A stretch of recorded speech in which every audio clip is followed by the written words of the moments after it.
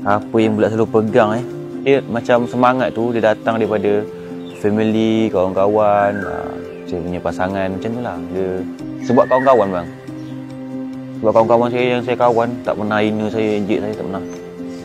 Tak pernah cakap, kau ni tangan tak ada, tak pernah. Walaupun diorang kecil kan. Maksudnya umur diorang pun masa tu 4 bulan, 5 bulan, 6 bulan, diorang tak ada ejek-ejek macam tu, tak ada. Mungkin daripada situ aku.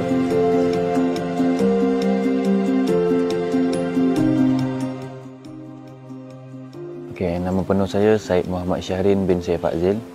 Pekerjaan saya jaga butik dekat Bandar Puncak Alam. Sekarang ni orang yang jumpa saya, dia akan cakap pasal ni lah. Abang yang bukan yang bawa Grab food tu.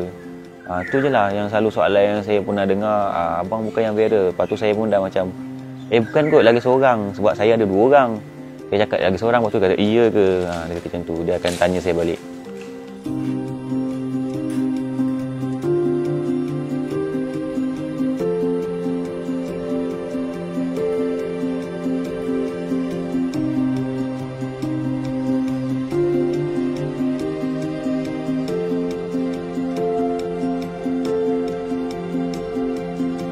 Rutinan saya macam masa belum puasa saya masuk pukul 10 pagi hingga 10 malam.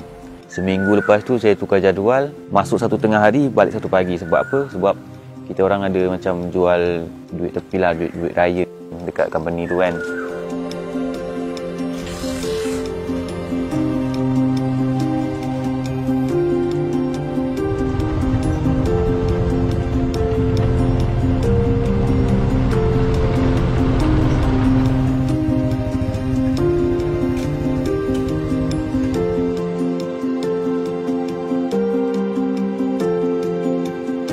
Hai, Assalamualaikum, selamat pagi semua. Saya berada di butik di Raisya, tempat saya bekerja, dan saya nak settlekan kerja yang dekat belakang.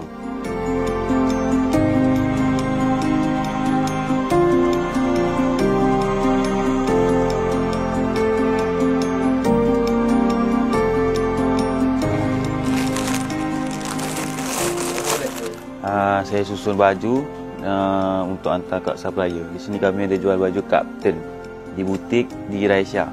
Bukan saja baju kapten je, banyak lagi baju. Macam-macam saiz ada. Boleh datanglah berkunjung di sini. Kami amat alu-alukan.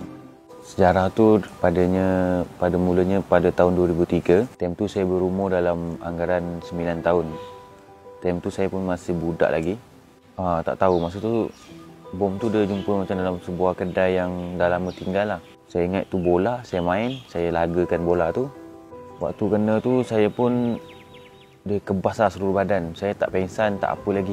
Saya dah kena tu dalam masa 15 second tu saya nampak putih semua. Kelilingnya saya semua putih. Lepas tu bila dah lama kelamaan dia dah mula nampak kan. Nampaklah kabur-kabur sikit macam tu. Lepas tu saya pun tengok saya punya anggota tangan.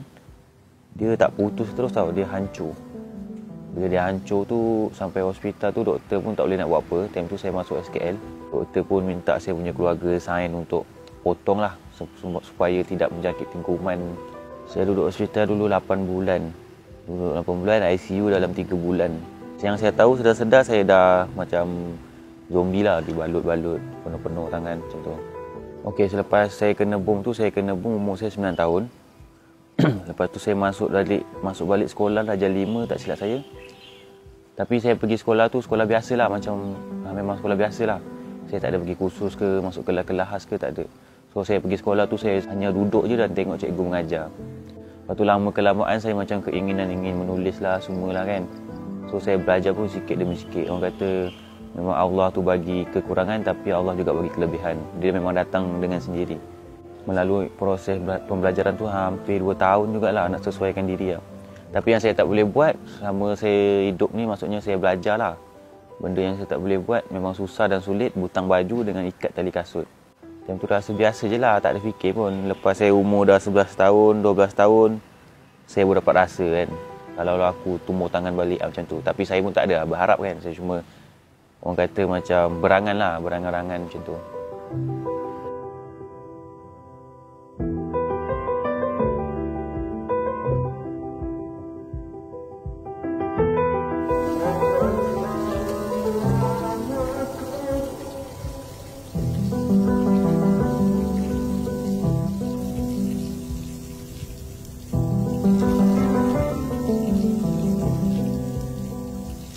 banyak yang tolong saya, family saya lah. Macam nenek saya, mama saya. Kebanyakan nenek saya lah, masa tu mama saya kerja kan.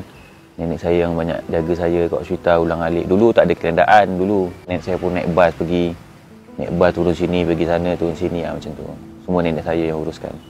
Saya panggil nenek saya mak.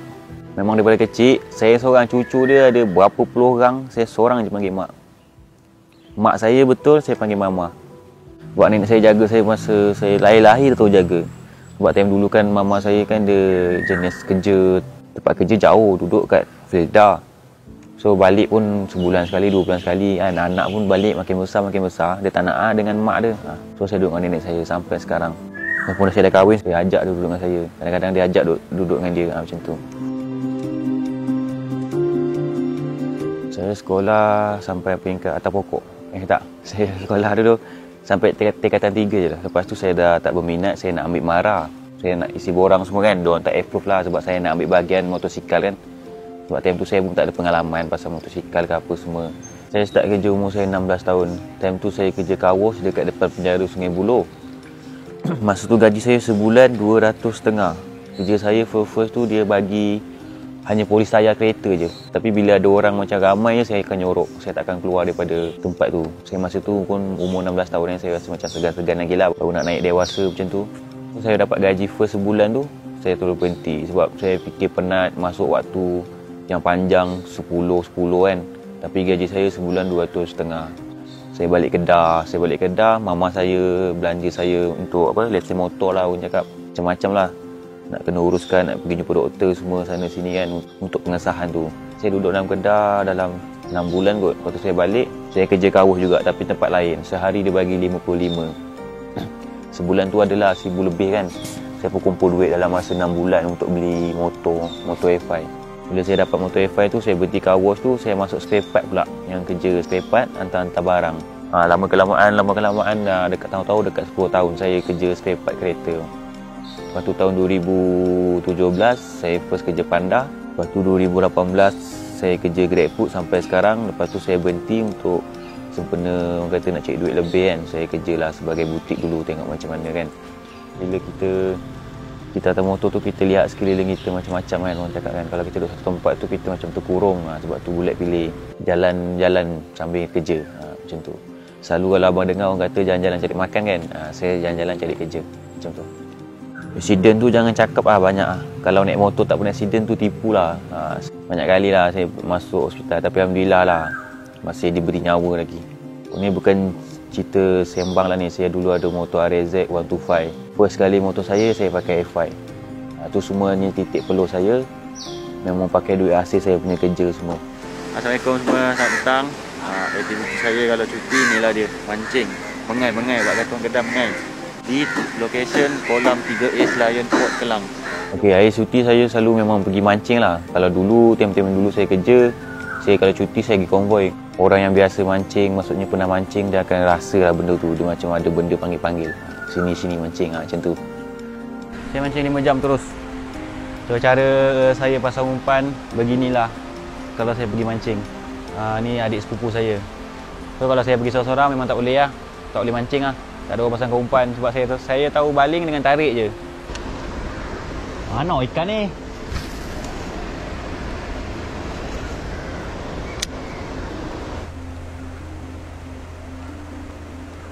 Mancing ni dah dalam 6 bulan dah, 7 bulan kot. Tapi dulu kecil-kecil pun ada lah kat mancing macam lombong sungai kan. Sekarang pun mancing juga kadang-kadang lombong tu. Saya bukan nak cakap apa lah. Saya kena waktu saya 9 tahun lah. Kalau saya kena umur saya 14 tahun, 12 tahun, mungkin saya akan give up kot. Contohlah. Lepas tu semangat tu orang cakap kuat kan. Disebabkan kawan-kawan lah. Lepas tu saya pergi sekolah pun, kawan-kawan tak ada pun ejek. So daripada situlah kawan-kawan bagi semangat, family bagi semangat. Itulah semangat dia. Lepas tu kawan-kawan kampung saya ni, saya kalau main motor pun dengan orang juga. Tak berpecah pun. Daripada kecil sampai besar. Sampai sekarang ni ada lagi 2-3 orang. Kalau yang dah kahwin tu, ya ada orang pun ada urusan orang kan. Saya kahwin umur 28. Sekarang pun saya umur 28. Baru lagi lah. Baru 4 bulan, 5 bulan. Saya jumpa wife tu tahun 2019. Nak masuk tahun 2020 tak silap saya. Dekat Facebook, saya messenger je. Saya cakap hi. Lepas tu lama lah dia nak reply, dekat berapa bulan lah, 2-3 bulan kan. Lepas tu tiba-tiba dia reply, dia kata maaf lah jarang buka messenger. Lepas tu saya minta nombor telefon dia, lepas tu dia bagilah. Lepas tu bercerita lah dekat WhatsApp, sampai sudah lah. Impian saya nak buka sebuah car wash. Bila saya ingat car wash, saya ingat dulu kisah-kisah saya first macam mana saya boleh sampai tahap berkawan dengan orang. Dulu saya duduk kampung bang, selepas saya kerja tu kan. Baru saya kawan dengan sana, kawan dengan sini, macam geng-geng motor lah juga. Sebab motor jugalah saya berkawan dengan orang. So saya teringin nak buka car wash. Kalau ada peluang, ada modal, saya akan buka car wash.